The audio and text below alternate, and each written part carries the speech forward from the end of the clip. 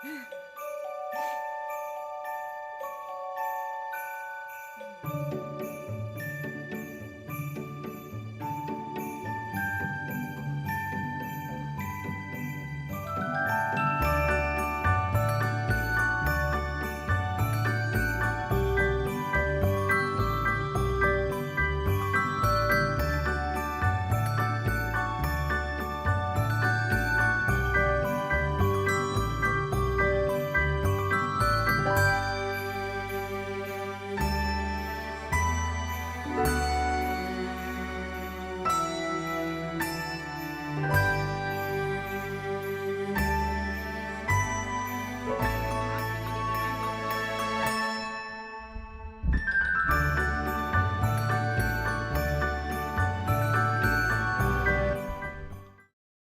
in there.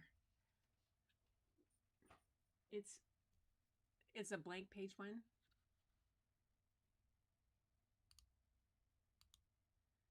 So did you hear me hollering that for Bob to get my notebook that had my notes? This one. This one. Oh my gosh. Hi everybody. It's Gretchen and welcome to Keeping It Real. We are definitely keeping it real tonight. This was something else of an adventure on this one for tonight. Yeah, part of this is all about the adventures of learning eCam. And last night I had such a great night. I had some things I hadn't done, and I was like, yes! Of course, I should have gone over those instructions again. And then something that I'd used before to connect my iPhone for a secondary camera to have it drop down over. All of a sudden, it wouldn't connect in the last 5 minutes. So everything's changed. And I couldn't get there. So I'm just, it's okay. That's okay. We're still going to go for it because this is something kind of special for me to do tonight. And let me get my leg where it wants to be. Yeah. So I'm Gretchen. All you guys know me as an artist or a photographer and whatnot. But in another life, I was a librarian and a school librarian, and that's my other love is storytelling. And so tonight I'm going to treat you to a story, and I mean it is a treat. But before I get to that, I'm going to say hi to people. Angie's here. Oh, hearing me. Are you hearing me now? Is that better? Okay, Angie, my volume was probably way down. Oh, just froze my mouse again. Dang. Lost the connection on. Oh, there. That could help. Get on the right speaker. Okay, now can you hear me? I hope so, because now I'm on my microphone. And I will have to move it when I do the story for you guys, but that will be okay because it will move right over here.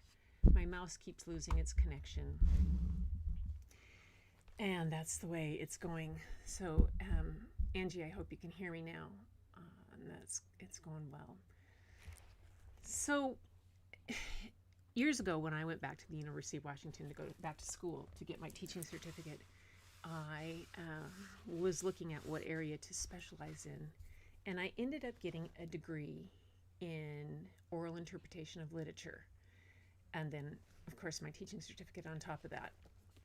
And I had two fabulous professors. Dr. Robert Post was my advisor, director,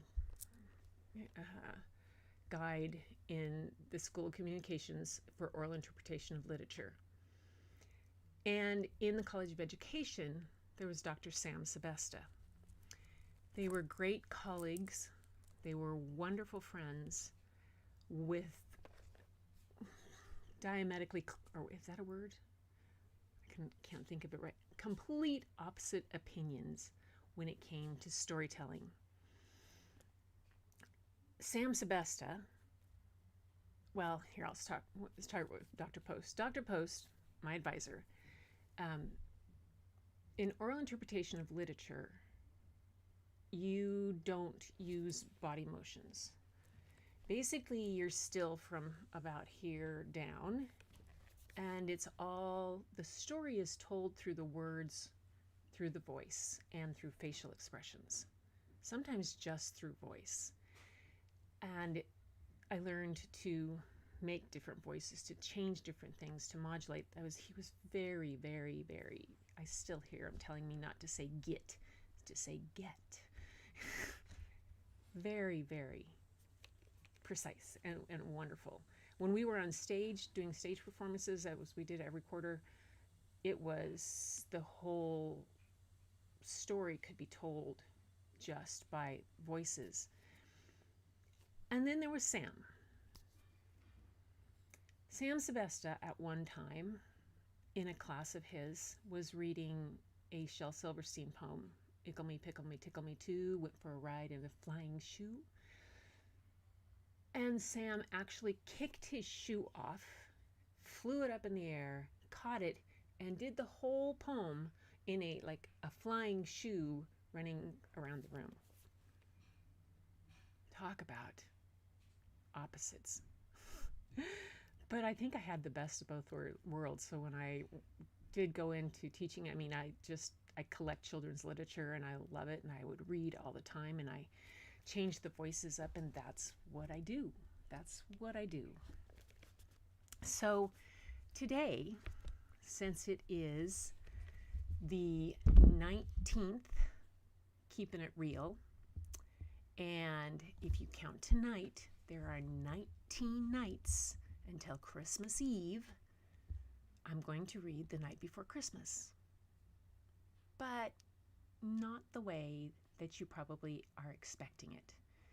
Not the Grandma Moses version I grew up with, not or with her illustrations, not the Clement C. Moore standard Night Before Christmas that we could all probably recite.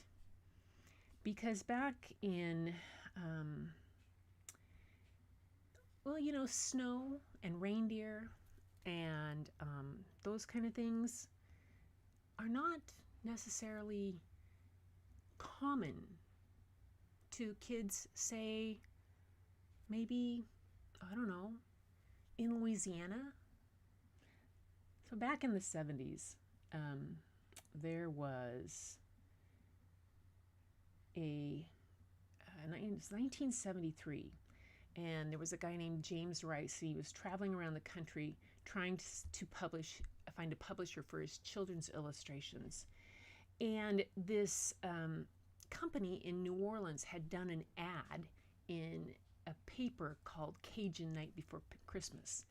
And they had taken a twist on Clement C. Moore's poem, A Visit from St. Nicholas, and written it in South Louisiana patois. Yeah.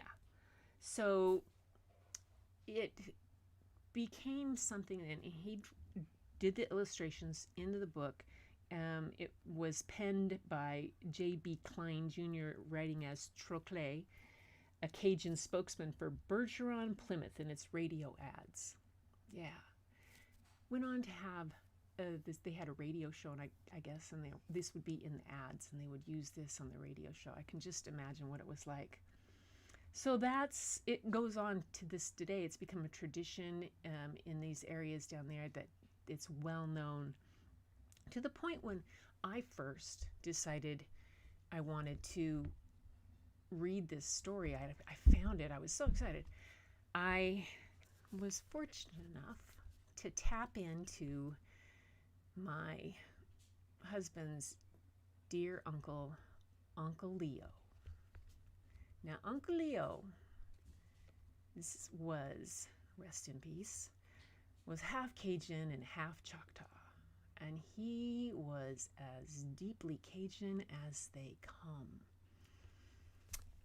And so I listened to him one day. It took me half a day to understand what he was saying. But, it was one of those type of things. Oh, is Ecamm frozen? What happened? Oh, is that froze? No? Did something freeze? Oh my goodness. Hang on just a sec. I can't tell if I'm getting any comments from you guys. Looks like my comments froze on there. Hang on. Anyway, well, while I'm doing this, I can do two things at once. Earlier today, not so much. So Uncle Leo, when I got the book, I called him up and said, okay, Uncle Leo, you need to help me out with this because I need to kind of get this right and have it sound somewhat authentic. And I need to kind of, there, okay. Oh, good, okay. Whew. Yep, can hear me, Angie's, yay. I had to, it froze on my computer screen, so I couldn't tell. Anyway, so Uncle Leo helped me with this. I would call him, and he'd, yeah, what do you need? What do you need this time? And I'm like, oh my goodness. He had to, he was this luscious character of Uncle Leo. I just loved him dearly. Oh my gosh. So that is who helped me learn to read this wonderful book called A Cajun Night Before Christmas. Now, my plan had been to have a second picture for you to see it. And Bob was going to turn the pages. And no, guess what? We're going old school style. Fortunately, I'm going old school style. And gonna hold it up and show you the pictures while I read. Now this could be, get my microphone over here, get my words over here, because I did find the text to it on someplace, but I didn't want to print it out because that's illegal, but they had it. So I'm going to show you the pictures. But before we do that, there's one other little thing I want to ask you. So one of the great things about being able to do these kind of stories and share different kind of things is the cultural different aspect to it, and it's so amazing. And so if you decide to do this, don't forget to check out where it's from and where it is and relate that to the kids. So I'm going to ask you one thing. So if you know, do you know what the term or what it stands for when it means passing the pepper through under the door? Anybody know what that means? What's that a term for? Oops, stretching my legs. I'm coming back. Stretching my leg. Getting better, but whew. Well, okay. It's one of the things you'll hear, and is kind of a Cajun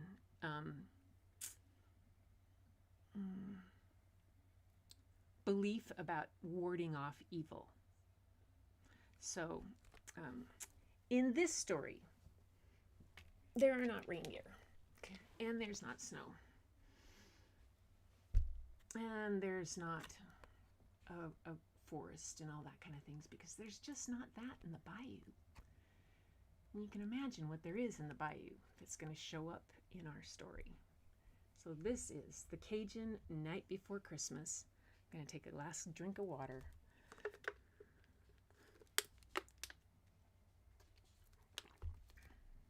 And settle in for story time. Cajun Night Before Christmas by Twas.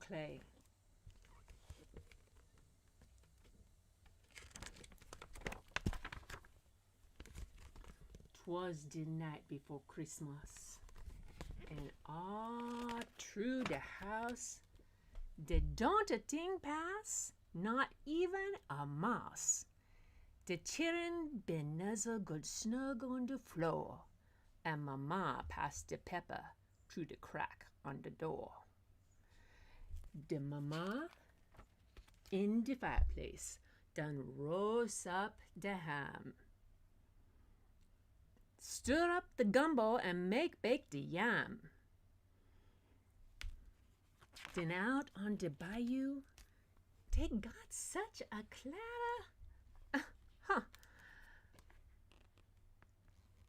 make sound like old Bodro done fall off his ladder. I'll run like a rabbit to got to the door, trip over the dog, and fall on the floor. As I look out to the light of the moon, I think, man, you crazy or got old too soon.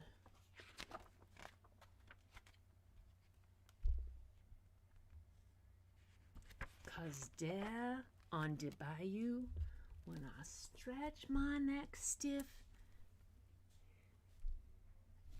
there's 8 alligator a-pulling the skiff. And a little fat drover with a long poling stick, I know right away got to be old Saint Nick. More faster and faster the gator they came, and he whistle and holler and called them by name. Gaston, Tibio, Pierre Anaclet, Jeannette, Gégé, Jeannette, Suzette, Celeste, and René. To the top of the porch, to the top of the wall. Make crawl, alligator, and be sure you don't fall. Like Tanta Flo's cat through the treetops they fly, when the big old hound dog come a run hisself by.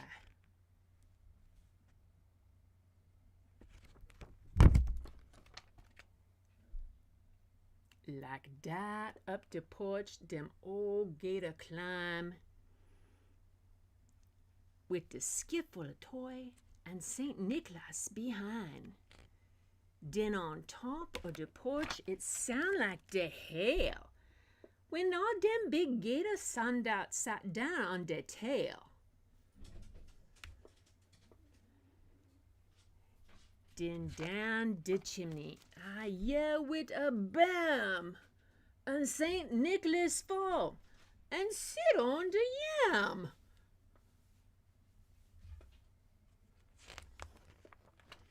Sacre, he exclaimed, my pants got a hole.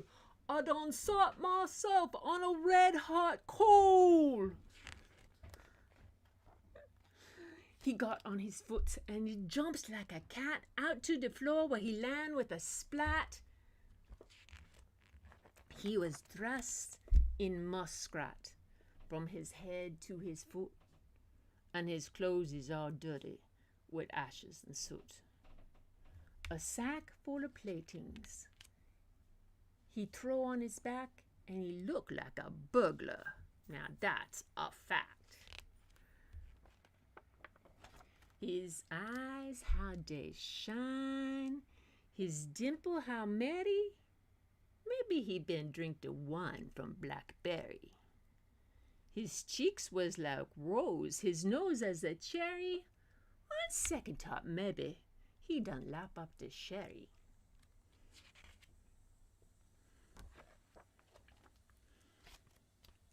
With snow white chin whisker. With snow white chin whisker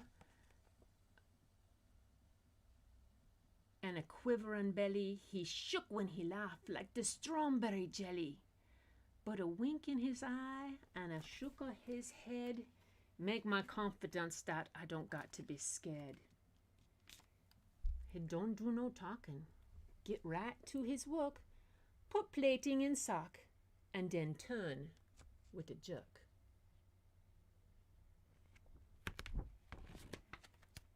He put both his hands there on top of his head.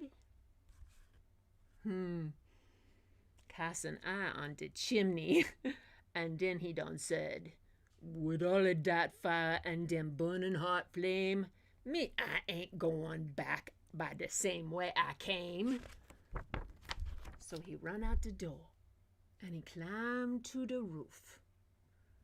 He ain't no fool him for to make one more goof. He jump in his skiff and he crack his big whip. The gator move down and they don't make one slip. And I hear him shout loud as a splashing he go. Merry Christmas to all, till I see you some more. And that is the Cajun Night Before Christmas. Oh my gosh. Well, you got to experience the way teachers, I had to read for years. Oftentimes I had the book in front of me with it reading upside down.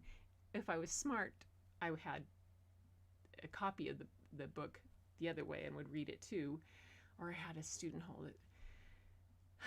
But, if you're perfect, then the kids won't attempt it. And I wanted them to enjoy it and try it themselves. And it became one of the favors of the class. I would read it. It would be out on the desks at the library, and I would have it out. And the fifth graders would come in and go, "Is it Cajun Night Before Christmas week?" And I would say, "Yeah, it is. We're doing Cajun Night Before," because it was just all the things to investigate about passing the pepper through the door and dressed in muskrat and what's a skiff and things that kids in the Pacific Northwest had no idea about. So anyway, bravo, encore. You are sweet, Angie. You are really sweet. So I enjoyed that. I didn't enjoy the fact that during the setup I was scrambling around, but took a deep breath. That's okay. It's been, I have to look at all the, that's a couple little snirkles. I'll call them snirkle things that happened today. Kind of set me back to look at it. I was not as clear on how to set this up. It's all kind of new, but that's all right. Well, this is what this journey is all about. You have to see how it works. I mean, seriously, last night it went up. I had music on my account. I had all that whoop boop doop doop, and I was like dancing a jig practically, if I could dance a jig right now. But nope.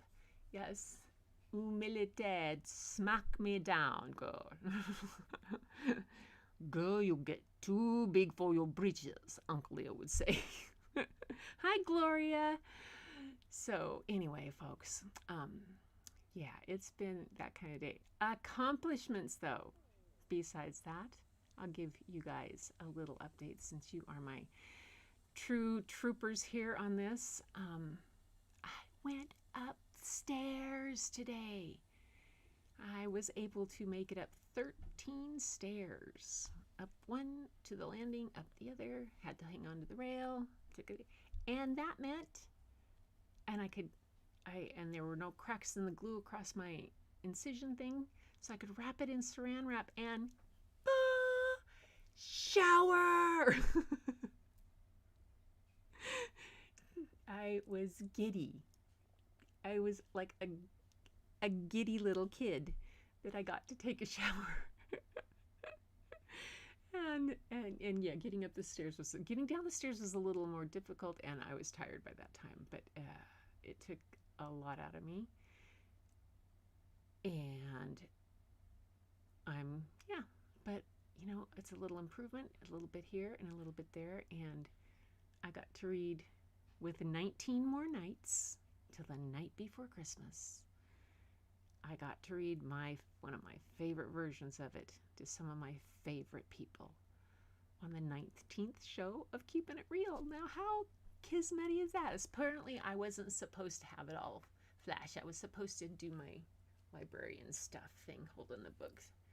At least I didn't try to read upside down because I'm still a little, the medication doesn't help me do that. That's something that you always will recognize a teacher can do, is read upside down.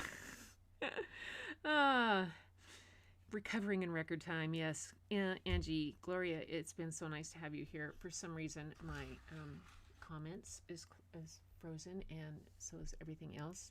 My mouse decided to blank out on me. So that's the way it goes.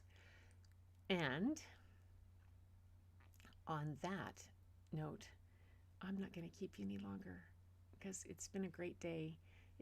And I'm going to count those mishap of technical stuff as the way it was supposed to be and step forward. And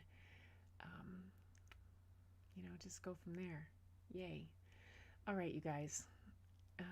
That's me. That's Gretchen here, keeping it real and wishing you the best with this holiday season. And as always, keep looking for the beauty hidden in plain sight. It's all around you. And the first place it is inside you. And so, with those words of wisdom, I am going to let you go, my friends. Happy holidays. Love you bunches. Talk to you soon. Tomorrow.